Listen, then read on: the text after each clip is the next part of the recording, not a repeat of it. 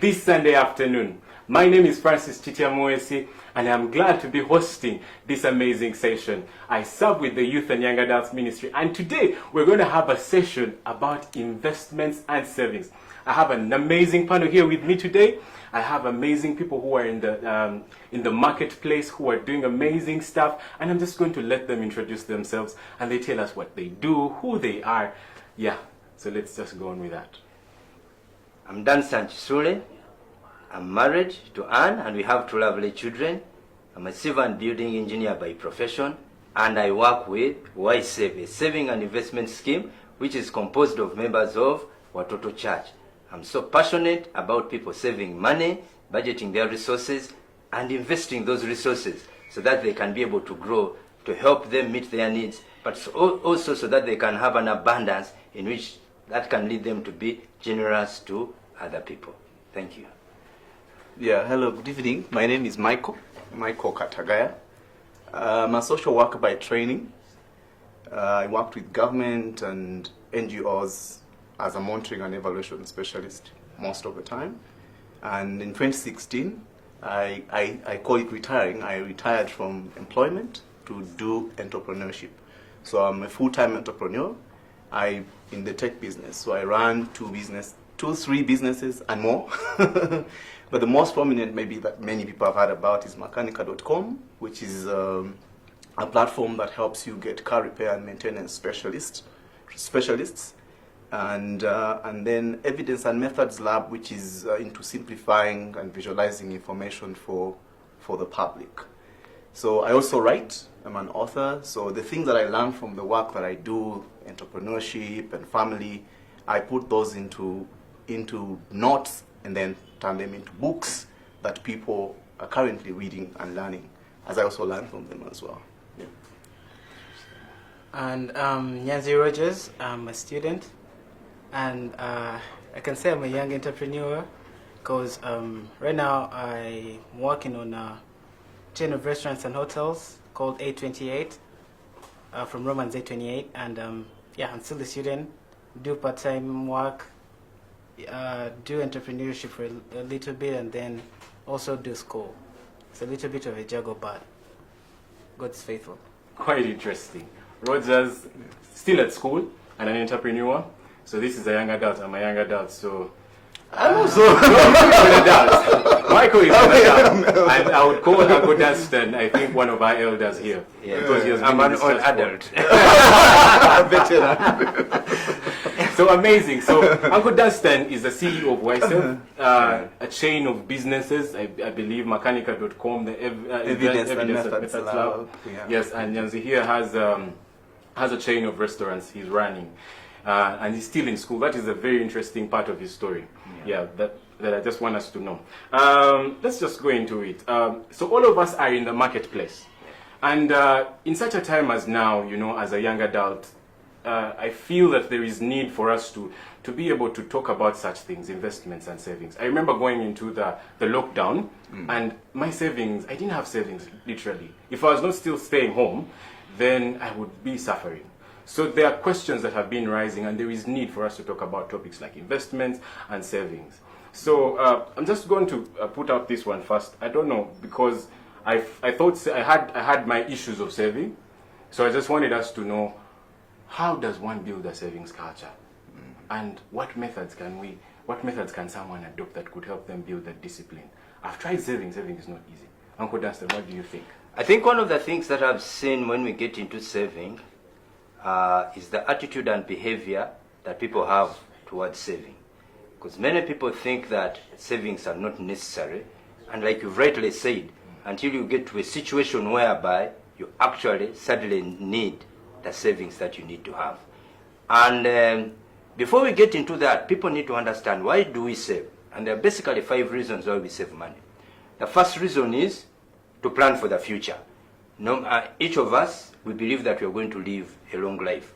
But so a certain time will come when none of us is working. So savings become our option of something that can help us fund the different things that we need.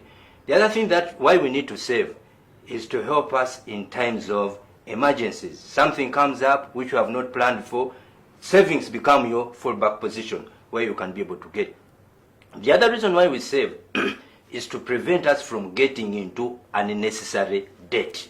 Because if an obligation comes, like you've said, we are going through the COVID situation, and many people are getting into debt. Why? It's because they do not have savings. So savings help us to get from getting into unnecessary debt.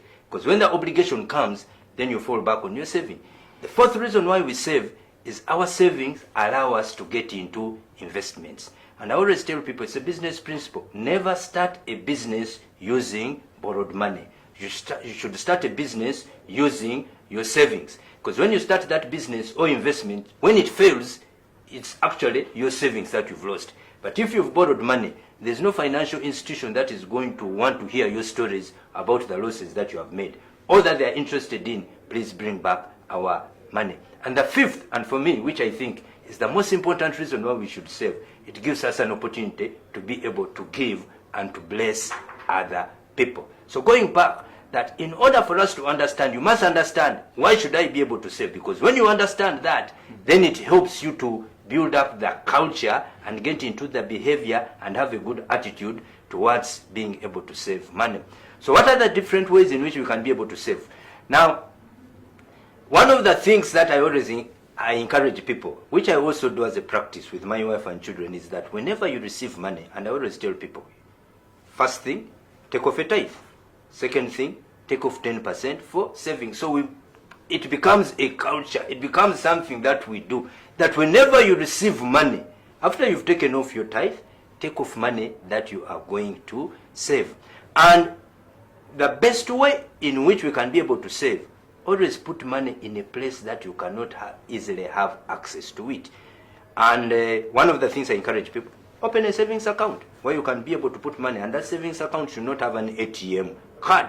Because if it has an ATM card, the moment you've put it there and something comes up, you simply go and use that ATM card. Or, better still, form a group with some other people where you put money on a joint account and you save that money on a joint account.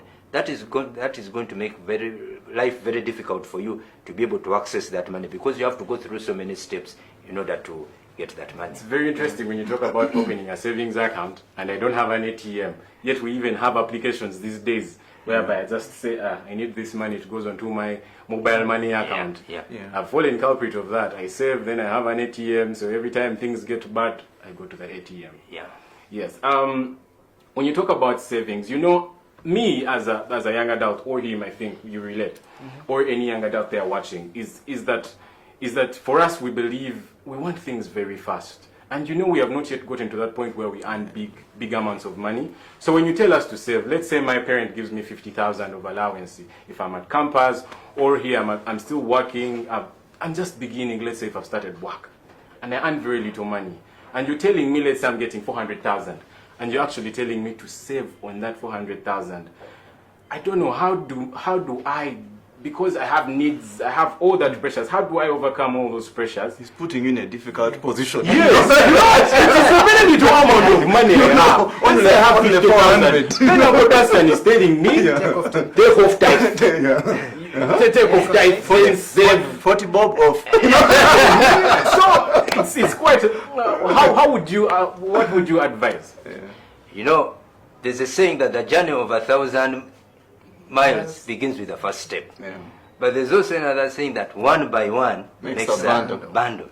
And it's interesting what the Bible says, that, you know, when we begin to put our resources together, after a period of time, we will have accumulated those resources. And that's one thing that people need to understand. And the beauty about saving is that if I put aside 10,000 shillings, at the end of the month, I'll be 10,000 shillings richer than I was at the beginning. So if on a monthly basis, I'm putting aside 10,000 shillings, at the end of the year, I'll be 120,000 shillings richer at the end of 2020 than I was at the beginning of the year. And I always ask people, which position would you want to be in? Would you want to be in a position where you have nothing, or would you want to be in a position where you have more? Because the Bible says in Proverbs chapter 13 verses 11 that he who gathers money little by little makes it grow. And that's exactly what we're talking about. So begin putting aside 10,000 shillings on a monthly basis. the Bible says you'll make it grow. Now, very important, which is important for us to note, that whenever we are talking about saving, please make sure that you are putting the money that you are saving on an account where it is earning you interest. So that after 1 month, if I've put aside 10,000 shillings, at the end of 1 month, even if they've only given me interest of 500,000 shillings, at least my money has been able to grow. But some of us put our money on a saving on an account. I'm saving 10,000 shillings, and there are bank charges of 2,000 shillings. So effectively, I'm saving 8,000 shillings. So put your money on an account where there are no bank charges. And which account is this, Uncle Dunstan? There are quite a number of accounts, and there's one interesting product which we call a unit trust, where you can keep putting money and it is growing and it is earning you interest on a monthly basis. There are organizations like Britam, Insurance Company of East Africa, ICEA, there's UAP, there's another company which is called Zeno, which offers these products where the young people have an opportunity where they can be saving at least 10,000 shillings, and that money will grow. There are no bank charges, but you are earning interest on a monthly basis.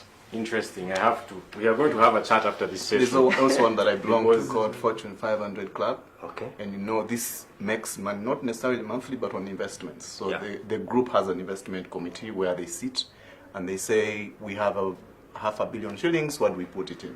So when it makes money, then the money comes back to the members as interest. Yeah. So there are so many. Yeah. Even YSEF. That's Yeah. why even myself. I think you're being very humble. Not Yeah, telling us even about YSEF. YSEF. I mean, You will share with us. Yeah. Before we get into that, Yeah. let me just get to Michael and Rogers. I mean, all of you have had startups. I mean, Michael, you left formal work, Yeah. and you resigned at a very young age, and then you started up something.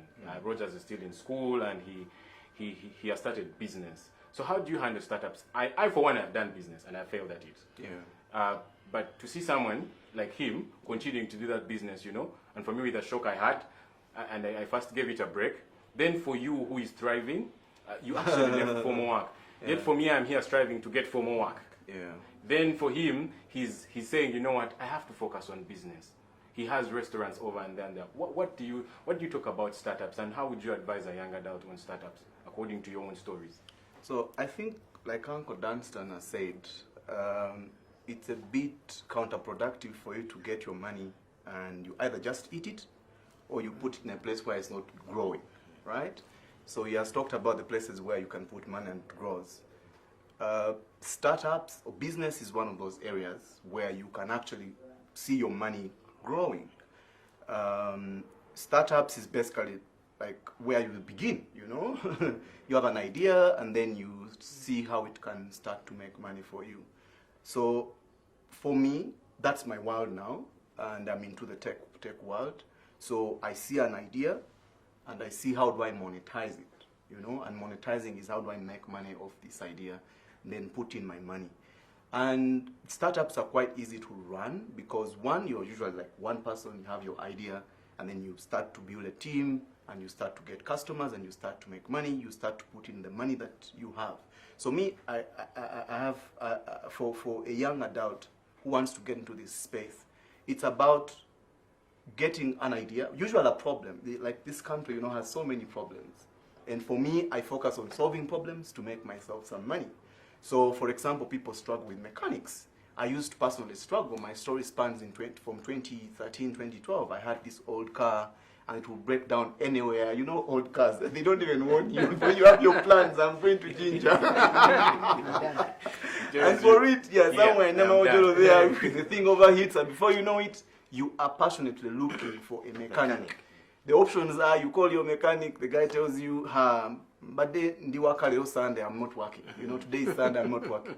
And then he says, but coming there, I have to put fuel in my car, But there is a mechanic around that area whom you don't know and whom you won't trust, So for me, I thought, but these mechanics don't have a website that I can go to a website and Google mechanics in Namawajolo, and the list pops up and I call them.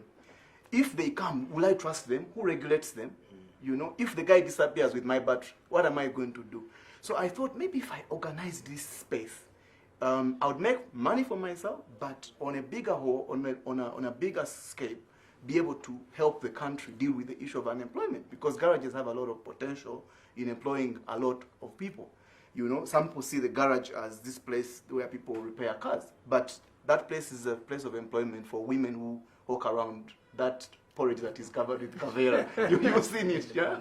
You know, and lots of other things, you know. So I thought this is something that I can put my heart at. So for a young adult who is thinking, do I start a business? I will tell you, you can do it, because if I'm doing it, lots of other people are doing it. You can actually do it. It's a place where you can put your money, and this is my advice. You don't go full blast, you know, with startups. You get an idea and then get your savings of like 10 million, you know, and then you go full blast. There is a model in the startup world that is called the lean startup model that is really gaining a lot of popularity. Think about it like, if I want to build a plane, I don't go to the factory I don't go and start assembling equipment and I build a plane. No, I start with studying aerodynamics. I make a paper clip and I throw it in the air. Then I see how far does it go? How do I throw it for it to fly? You know, which material is the best? Then I go ahead and make maybe a toy-sized sort of plane, you know, a model. And then you start to build on that, put on the market. I'll give you the example of Mechanica, what we did. So I had this idea and I thought, this is going to work. If I tell the garages that I'll make commission on every client I'll bring you, it's going to work. But I hadn't tested it. Now, if I build a website and an app, it is going to work. And imagine I got money and put into all those things. I would have had a lot of trouble. So this is what we did with my team. We got a phone line and a Facebook page. All of them almost free to get, right? Almost free. Yeah. One of us had a phone with a double line, but was only using one.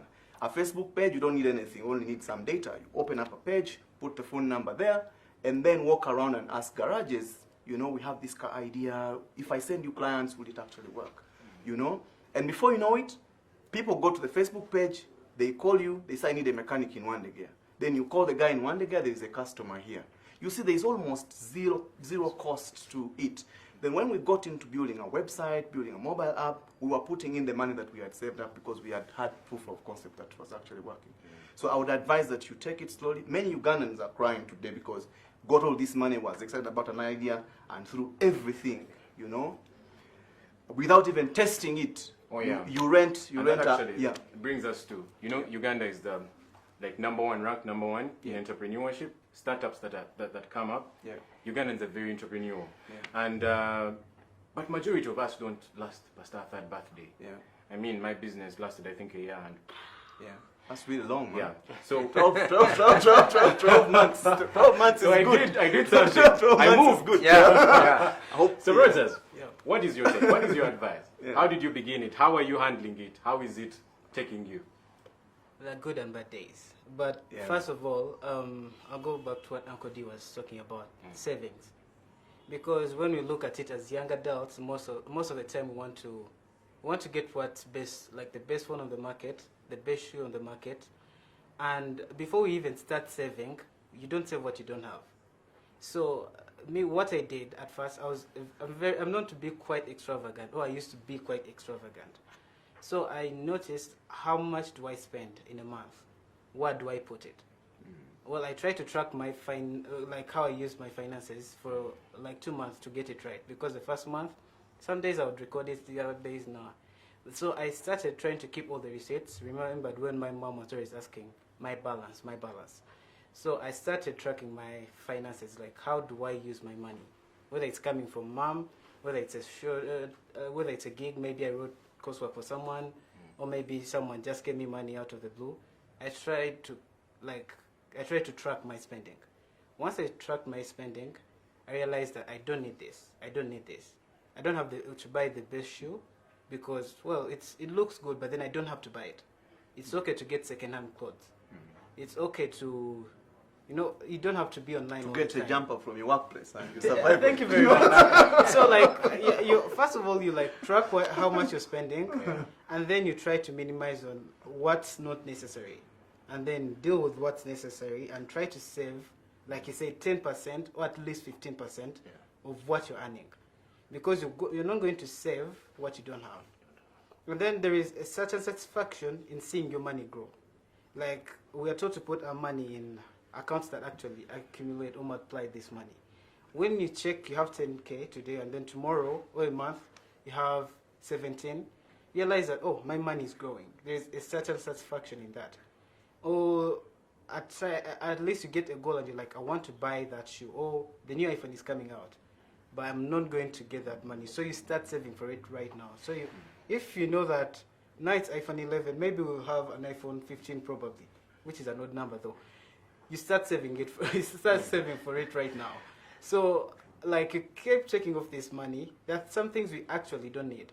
We really don't need these things, but we have to go with what's trendy. Like, we fear to miss out.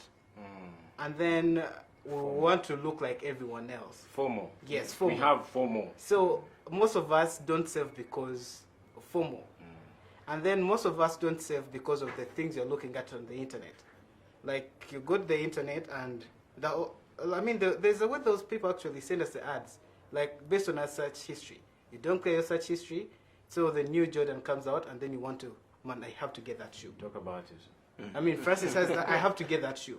And then these email advertisers will send you, 50% off, or 40% off. And then you're like, man, I have to get, that's a discount. But then it's based on what you're searching. But then you realize you don't have this money now, but then you want to buy it because, it looks cheap. But you really don't need it. So I always tell people, either wait, give yourself time, a week. They normally tell us 30 days. Like, give yourself 30 days. If you still need it after 30 days, go ahead and buy it. But 30 days may seem too long, but give yourself time. Research it. Do you really need this product? Then that, I feel, would give you more time to save. So sacrifice is key. So Yes. you have sacrificed. For you, things like iPhone, I want to have the best Jordans that have come out, the new iPhone. Sometimes it just perplexes me. Yeah. When you see the guys we hang out with, iPhones, you're like, how do they get them? In your head, it's also there. Like, I want to get it. There's the issue of delayed gratification, right? Like, I posted recently on my Facebook and people were laughing because for the last about 2 years, friends tell me, your car is growing old, you need to change your car. Of course, my car gets the best mechanics in town. but there is that feeling of this Pajero I've driven it for 4 years. Maybe I should sell it. And of course, the discomfort is there. You go to these events with your friends and they drive a very nice car and you have to struggle with it. You feel like, am I the odd man out? That conversation that you have with yourself to say, no, I don't think I need it because I have this priority. I am building a business which needs money. If I have to pay staff tomorrow, even if I have 20 million, but I know I have to deal with the staff bill. And then even the money in the business is not mine. There's also that illusion that the business has money and so it's my money. There are times when I'm very broke, like I don't have money. I even need money for fuel. But the business, of course, what's this man talking about? The business has the money, but I don't have the money because the business pays me at the end of the month or like on special occasion like end of year or something like that.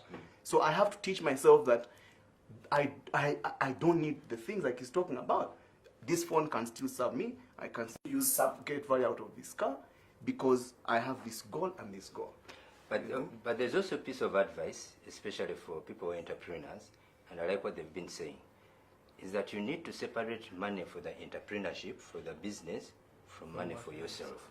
So when you work in that business, you work in the restaurant, you work in mechanic, and you are paid money, your salary is coming from the money that you've been paid.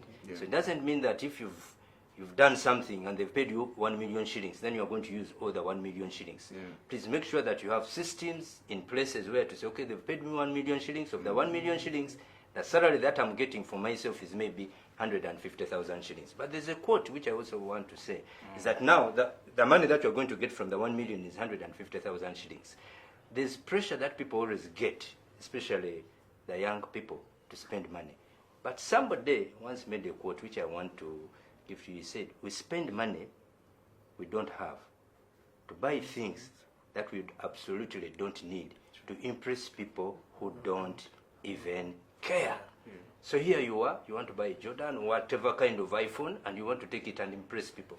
Either people don't care, or they are not even concerned, or they'll become jealous of you. Yeah. So Interesting. You buy a new car or something to to get back at your ex-girlfriend who doesn't even see where you stay. So we're hitting the wood, right in the wood, and we're talking about those issues. For you who want iPhones, for you who want those nice Jordans, but let's have a short break, and we shall be right back in a few. Sorry. Are you in a Kara small group? If not, you are missing out. We would love for you to join one so that you can connect, fellowship, and make friends with other young adults. Call 077-819-2006 and we will hook you up.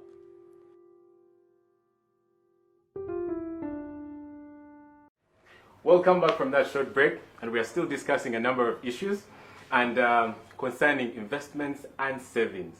We're hitting about some interesting stuff before we went for the break, and we are back. So we're just going to talk about investments. I mean, for us as young people, the challenge we have is where can we invest? Where can we put our money? And how do we invest? Where can we invest? Some people are interested in investing in businesses, but then some people just know how to save. And how can they invest? Uncle Dunstan, just help us with where can I put investments? And the other thing is also, as you help us with that, also where can I get capital to invest? Number one, I know you gave us the point of savings, but build on that and also help us with where can we also pick money for investments? Okay, when we get into investments, there are quite a number of things that we have to look at.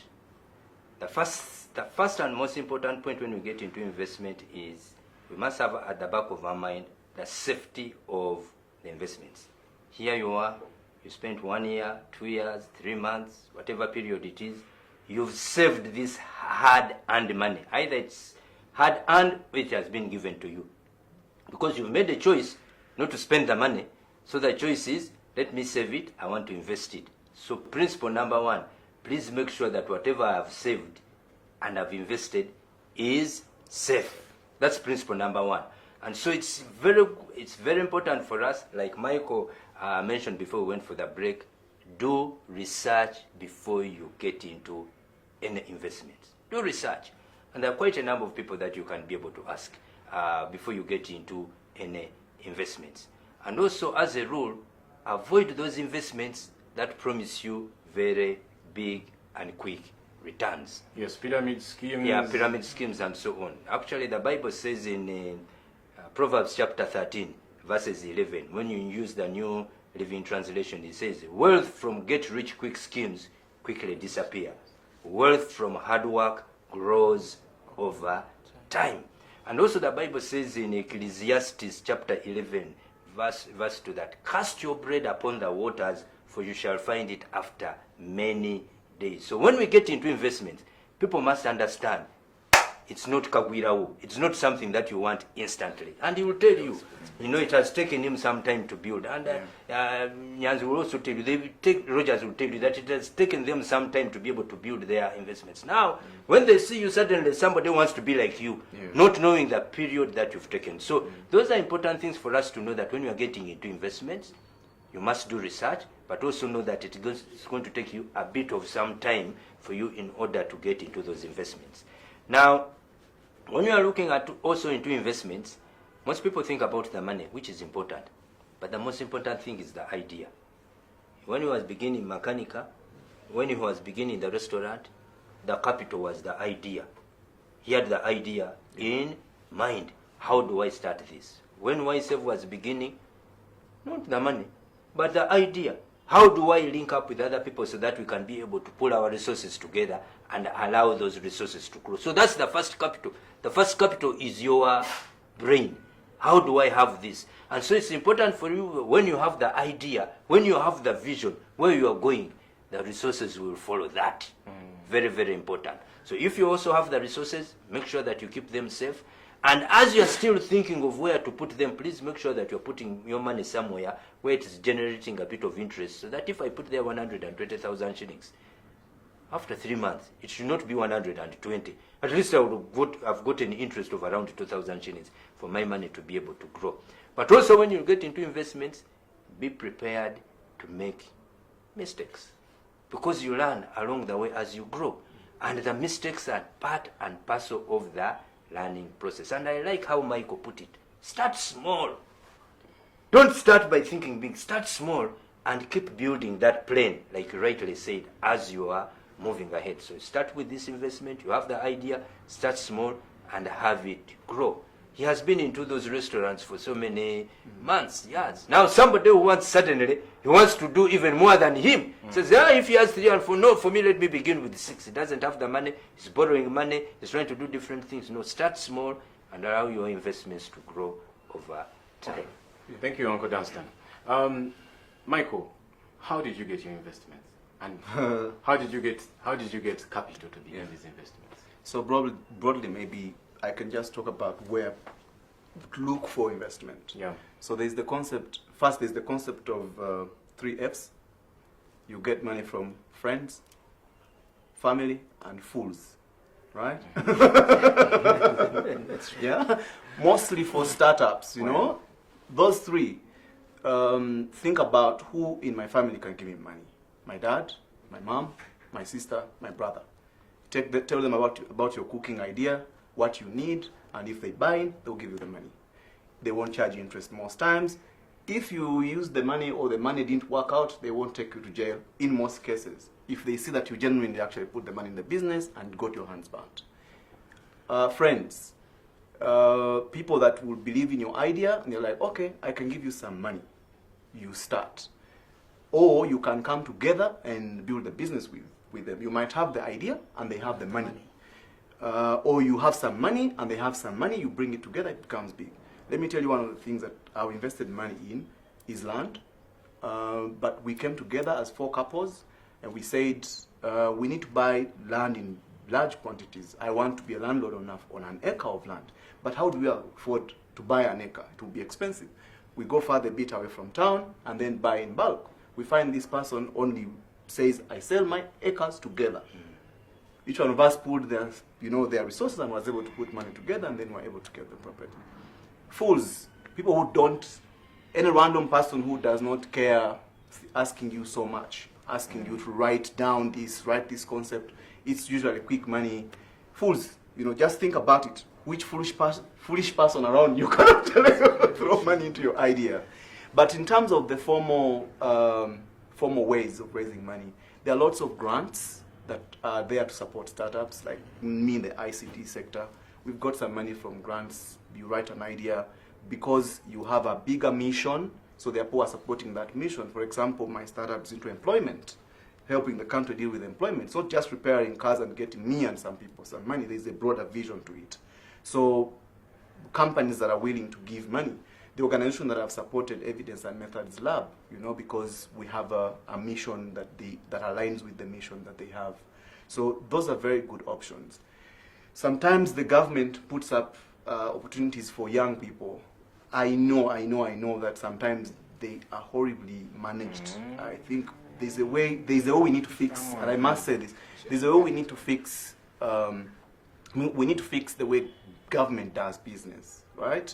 Sometimes it's heavily politicized, and you cannot be successful in business if it's heavily politicized. So many opportunists and all that. It's very difficult. Sometimes the requirements for young people, it's a livelihood scheme for young people, but then the requirements are so high. You must have 7 years experience. A man like this one, you've knocked him out. A young adult watching, you've knocked that one out. But usually if you watch carefully, government sometimes puts out that kind of opportunity. So there are lots of other options, but those are the ones that I can highlight now. Rogers, how about you? Well, like Mike said, your social capture matters. Like, who are you hanging out with? When you're talking to these people, what kind of stuff are you talking about? Do your dreams align? Because I had some savings that I wanted to invest, but it wasn't enough. So I looked through my friends who are willing, who are headed in the same direction. So I did talk to them, shared with them. Those ones that actually bought into the ideas, we ended up partnering and doing this together. And then family, like he said, is a good thing. But then also what's important is to pray about the things. Because you have an idea, yes, you're wise, you're smart, but these ideas don't just come by. I feel like business or investment or you being wired that way is a calling. and it's a gift. Just like someone else can preach or teach, you're called to this. You're called to multiply what you've given. So I just like the pastors, before they come to church, they pray about these things. They pray about the sermon they're going to give. You find a special time, talk to your God. Make sure that you're talking to him and you're asking him to listen. But are you ready to listen when he actually talks back? Or when he actually provides that opportunity? So, like, talk to God, hear him speak, and then ask him what his will or purpose for your life is. Because we do business. But then most people, when you ask them why they're doing it, it's because they fear being poor. Some people it's money. For some people it's pride. For some people it's just to get some kind of sustenance and security. But then when you actually look at it, sustenance, prosperity, security, wealth, all these things are actually add-ons. They're not the purpose of the business. They're just actually add-ons, in my perspective. I think like you're called to something, this is where you're going to minister, this is where you're going to put yourself out there. It might not be preaching, but how you handle business and how you do it, someone is being reached out to. And this person might never come to church. So use your friends, pray about it, because I mean, in most cases, God's work done in God's ways never lacks God's supply. And that's something I learned way back when I was in Sunday school. So you just start, be obedient enough to start, and don't do it your way, because it's not your business. Yes, it is your idea in quotes, and this is your effort, but you don't give yourself the energy. You never brought the idea yourself. The provision is not from you, because if it were, then it wouldn't be possible, whatever money you have. So it all goes back to how much you're connected to the author of all this. Because this is a gift, and it gives all the perfect gifts. Okay. I like how Rogers brings it out, bringing in the God aspect. You know, at the end of the day, we live to serve others. So at the end of the day, that purpose is there. That business, you don't do it just because you want to earn the money. Yes, that aspect is key, but it's key to also know that I'm here to serve.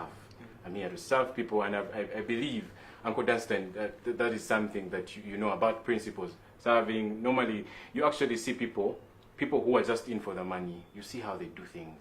But then you see the people who are actually there to serve. Yeah, let me just go into, is there such a thing like fields where someone could invest, or someone has to have an idea they're passionate about? Like, you know, there are a number of people. I mean, there are those people who say, you know, there are those people who just want to serve and money piles up. They don't know what to do with it. Then there are those people who are looking for ideas. So is there like a specific field you could say, you know what, young people, invest here?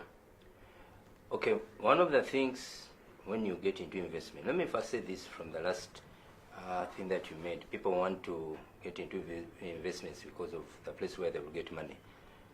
The most successful investment or business you will do is something that you can do even if you are not paid. If you can do something and you're not paid and you can continue to do it, you are so passionate about it, then you are going to be successful in that field. But now, going back to the point is that if we are going to invest, please understand, we should never focus only in one area. That's critically important. We should never focus in one area. We must make sure that we spread out our wings and make sure that we're investing in different places. If somebody has restaurants, please make sure that you're not only having restaurants, but you're having other places where you can be able to invest. Diversification. Yeah, diversification. And the Bible still talks about that in still Ecclesiastes chapter 11, verse 3, that says that spread out your investment, put your investments in different areas where you can be able to have it. Now, where can I be able to invest? The first and natural thing is what occurs to you naturally. He's talking about mechanical. Some people don't want cars. Yeah. But he's also talked about IT. There are some people who are so good at IT. He's talking about restaurants. There are some people who are so good at that. There are others talking about poultry. There are others talk about, I want to rear pigs and so on. So find out something which comes naturally to you. And so for me, from the time I was young, it was natural for me, even the people I was with in primary, to talk about money. Though I'm an engineer. But they went back and said, but you guy, when you were in primary, you used to sell us kabalagala and so on. So it is something that was coming naturally to me. So think of something that comes natural to you, it will be easier for you to get investments in that area. In as much as it's becoming natural, but also think of other places where you can be able to put money. And I always tell people, it's good for you to have, even if I'm involved in these other things, I must have it somewhere where I've invested my money. And I'm earning some interest on I'm getting some income on a monthly basis, which you call a cash cow, something which is bringing in interest for you on a monthly basis, preferably. So let's think of things that come to us naturally, but let's also spread out our rings. You know, let us not all put our eggs in one basket. So there's no straight and hard rule that this is what works. No, what works for Michael, what works for Rogers will not necessarily work for me. You tell IT, I say, for me, I don't have any inclination in IT. Yet if somebody talks about rearing pigs, then I certainly wake up, I say, that is what clicks for me. Yeah. So there's no first and hard rule. Let's get what we are interested in, but let's also spread out in the different areas we would want to be involved in. That's true. Yeah. So, you want to go first? So, also the other thing is, apart from what comes naturally to you, is look at research. Yeah. Study the world. Where is the world heading? Yep. You know, what is likely to happen? Like now we're in this whole COVID. What is likely to happen in the near future in different sectors of our society? Think about what's going to change about education. What opportunities lie there? Think about agriculture. Things like urban farming. People were not, when we were locked down, people were not able to go to even their farms. There's this whole thing about urban farming. You know, if you did urban farming, how many tons of vegetables can you supply to the estate around you if you actually grew it at your home? You know, that kind of thing. So think about what is likely to happen. I read a lot. I listen to lots of people. I listen to radio stations that are into content and not necessarily just entertainment and playing around and comedy, right? But where is the world headed? The future of work. What is work likely to be in the next couple of years? So you think about that, and then you're able to come up with ideas. If you get obsessed with something, you're able to get an idea of how you can go about it to start a business out of it. Yeah. Yeah, Rogers, you had something to add on. Yeah, it's more like what Mike says. It's about where the world is headed. What problem can you actually solve? And if you're actually passionate about something, no one is going to force you to wake up early in the morning or stay the late hours in the night to actually do that. Because that's why most people, we find ourselves switching up from what we grew up wanting to be. I mean, you grow up, what do you want to be? I want to be a doctor. But can you actually do that? Like what qualities do you have to actually fulfill where you're putting your investment? That's one. Personally, I'm trying to diversify, like Uncle D said, whereby if I might not actually like I might not actually be invested in the idea, but it's working for someone, and his books look right, his research is right, he has shared the idea with me, and he has a vision, and I'm investing into that idea. Yeah. I'm buying into the idea, and it's working. I don't have to do it because I'm not doing it myself. Okay, the investor, so venture capitalist, right? Yeah. But he's not a fool. Yeah. So if I'm putting my money there, I'll be like, okay, I need rent. How much am I supposed to spend on rent? Yeah. This is how much. So if I'm talking to him and he's telling me that these are the possible returns, this is what happens, this is how much dividend you get at the end of the year, or maybe I'm going to put my money there, and I'm going to trust him and his idea and actually pray about it to work. I don't have to be so invested. Then I'll look for other opportunities like that. That way, I'm focused on what I'm doing, but then I'm allowing, just like some people might be allowing me to handle their money, I'm also trusting these other people with good ideas and ideas that have been tried out and actually working. That's why you put your money. Okay. So those are some of the places where we could invest. So since we're looking for opportunities to invest, right now we are in COVID, and situations have gone. Some of us who are just some young adults there who have gotten jobs, the jobs are done. They have probably laid you off, or they have cut your salary seriously. These things have happened, but what opportunities could a young adult seize in this season? That they could be able to get some money, they could be able to get some income. Well, if you ask me, this season has been complicated. There is no movement, but then in most cases, there's so many businesses you don't have to be or have a physical location to operate. Try something like that. Oh, he's a writer. That's a talent. If you're writing, try freelancing. There's so many people out there looking for people to actually help them with what they're doing. Yeah. So you Like, try. like I have about 200 books in my house. I'm looking for people to sell them. If a book is 30K, you negotiate with me, you take it at 25, you make 5K. How much money do you make off 200 books? I think the other, You know? the other thing that the advice I want to give young people, not only young people, but everybody, is that some people want a fix-it-all solution. But Michael rightly brought it out. And you'll never find that people want to give you, if you want to invest, go here, go here, go here, go here, go here, finished. You must, and I said it and I'm emphasizing it, you must do a lot of research. Please just go out and do research. And when you do research, please ask other people about it. Because if somebody tells you do this, do this, do this, you'll make money. 100% you will not make the money. I'm telling you, you must do your research. Nothing comes on a silver plate. And nobody wants that. You never go to the university and you get your degree after 1 year. Never happens. You have 4 years. You're doing coursework, assignments, and so many other things. After 5 years, you've certainly graduated as a doctor. Yeah.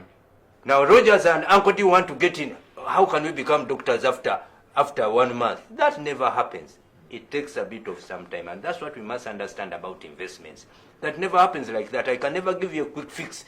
These are the 5 points, 1, 2, 3, 4. These are the areas you are going to invest in. Finish, you will have gotten that. We must get that at the back of our mind. Yeah, and maybe something that Uncle D hints on. It's very, you've had this thing you said at the beginning that Uganda is the world's most entrepreneurial country. This was a research by Global Entrepreneurship Monitoring way back in 2015, where they said Uganda is the top entrepreneurial country, where people come up with ideas, they invest, everyone is trying to do something, right? But again, because of many reasons, and I'm going to talk about some of them, they collapse so fast. So many don't live beyond their first year. And one of them is the thing that he hinted about. So-and-so told me, I have to do this. I have seen so-and-so is making some money. I also get my money and I put in it. When it's not working, 1 month, 2 months, I'm over it, I'll go to another one. There's this whole gigging, the gigging thing. Like, I go take a gig, when it's not working, you jump onto another. That is what we want. I think as young people, we need to learn to stay. You know what they call grit? Yeah.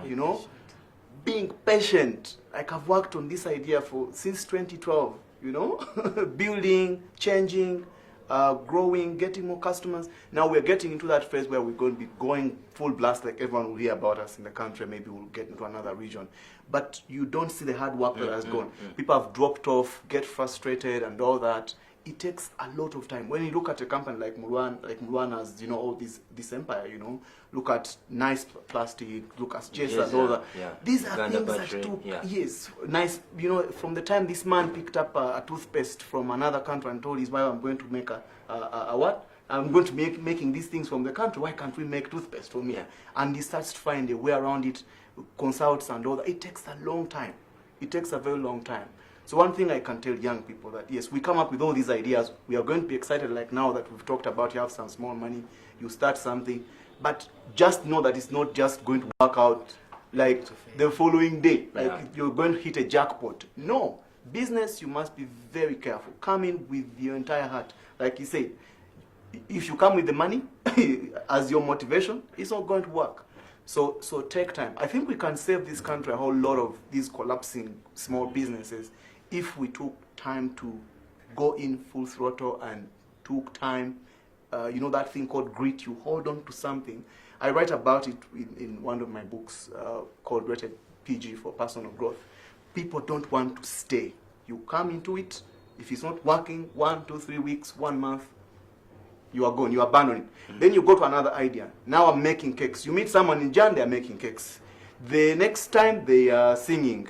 Then the other week, they're graphics designers. So true. They're like, "Wait, what happened to the cake business? Ah, man, that one, it wasn't making sense, you know. But you didn't give it time. Yeah. Because if you have $1 million shillings, you put in a business, it's very wrong for you to think that you make 100% profit in the next 1 week. There are few businesses in Uganda. They are there maybe, but they are really very few. You know. Thanks, Michael. You know, it's hard for us as young adults. You know, you want the thing now. If I put in my money, it has to work, and I want it now. So every time I'm just looking for that thing. That's why we're gig people. Yeah. There's a gig here, move here. Yeah. I want this. There is no patience. And even as an employer, that's one of the things that we've really struggled with. You know, you hire this young person, but they want to earn with like someone who has been there like 3 years. You know, they don't understand the whole journey. Because if I came to invest and I picked you from there and said, okay, I sold to you the company business, or you came to me and asked for a job, there's somewhere where you have to start. You go under someone's feet, you know, you sit under someone's feet, learn from them, grow. The next time they're at this level, you are where they are, you know, because there's that, like you're putting it, that patience is very, very important. Not just with the business, but even with employment. People are struggling. This whole staff turnover, it's very difficult to employ a millennial. Like, it's very, very difficult. Like, very, very hard. We do not stay. I was there myself, you know, like I would change jobs. Like, and I realized, but this is a bad thing. You end up with no serious experience in an area, then it means you can't get into consulting level where people make the most amount of money, you know, or you cannot get the experience to build a business on that because you've been jumping around, you've not gathered a lot of experience. It's not to say that you must be doing one thing, but find something you commit your life to and you know, and make it your mission. Yeah. If it's employment, and I want to say we might make it seem like we want everyone to get into business. I don't think everyone is going to get into business. So you know, you can learn business and you can grow and become one. But if you've chosen not to get into business, to save your money and give it to people to invest it and work, then be very good at your job. For me, this is one of the things that I'm very passionate about. Like, people don't take their jobs quite seriously. And I hope that this whole COVID season has taught people that you're not indispensable. You've been abusing customers. Yes, you've been abusing customers. Now the business is struggling, you know. You have even no job, you know. So we have to really, really be committed, learn to commit. Like, young people really struggle. We have a whole chapter in my book about commitment. Like, young people, we don't commit to an idea. You know, there are people we came with the same tech hub, but then you realize, of course, so many challenges. People are looking for survival. Because startup life is very difficult. It's very, very hard. Like, you realize someone doesn't have money for food. So they try to find something to help them put money on the table. As they push the idea, with time they ignore it. And a very good idea that would have become a multi-million idea is abandoned. I hear you, Michael. And that's one thing that we all struggle with. And I think it's something that we are learning, and hope this session will be able to answer, that we should stick to our ideas, enjoy the process, and also that time is key. We're not going to get there immediately. Uncle Dunstan did not become CEO at 24. He did not become CEO at exactly 26. It took time. He grew in it. You also did not, you're not now becoming big in just today. You have taken time. Becoming big. Thank you so much for tuning in today. Thank you so much for being part of this session. It has been amazing. I have learned a lots of stuff, and I believe you've also learned lots of stuff concerning investments and savings. I mean, it has been amazing. And I mean the products that you have had. Uncle Dunstan here works with YSEV. You could be part of that. You could join. You could visit their offices. They're on Buganda Road. Or you could come here at Watoto Church, and they could be able to give you directions to where they are. Or also check their website, ysev.org, right? Yes, then also you could be part of, you could enjoy the services Michael has with mechanica.com and Evidence and Methods Lab. Evidence and Methods Lab. They also have websites and they have social media handles, so you can go there and they're just right below on the screen. Then also here, Rogers has 828, yes, 828 restaurants in Nkumba. You see, we are coming. Where else? Are we going? And here in town, we are going to have food. Yes, just also Michael's book on personal growth. It is called Rated PG. Please be sure to buy it. It's how much? 30,000. Yes. So thank you so much for tuning in. Thank you so much for being part of this session. We are coming back with a Twitter live session where we shall just be tweeting. next Sunday. So thank you, and looking forward to seeing you again. Bye-bye.